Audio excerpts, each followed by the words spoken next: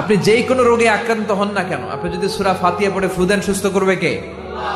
বিশ্বাস হয় না সন্দেহ লাগে? যাদের বিশ্বাস হয় তাদের ফুতে কাজ হয়ে যাবে, আর যাদের সন্দেহ লাগে এরা 1000 বার ফু দিলেও কোনো কাজ হবে না।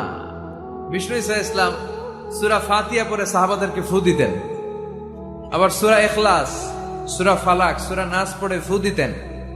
মা আয়েশা যখন অসুস্থ হতেন আর এসে যখন বিষ্ণু ঈসা ইসলামের কাছে বলতেন, ইয়া রাসূলুল্লাহ আমি অসুস্থ, আপনি আমার জন্য দোয়া করেন, বিষ্ণু ঈসা ইসলাম মা আয়েশাকে সূরাতুল ইখলাস, সূরাতুল ফালাক আর সূরাতুন নাস পড়ে হাতের মধ্যে ফু দিতে বলতেন, আর বলতেন এই হাতে ফু দিয়ে তুমি হাতটা মাথা থেকে পা পর্যন্ত মাসে করো, তোমার সুস্থ করে দিবে কে? আল্লাহ। এটার বলে তিন কুল, কুল আস-সালাসা।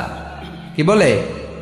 তিন কুল, সূরাতুল ইখলাস, সূরাতুল ফালাক আর একটা সূরাতুন নাস। এগুলো পড়ে ফু দিবেন, অসুস্থ ব্যক্তি সুস্থ হয়ে যাবে।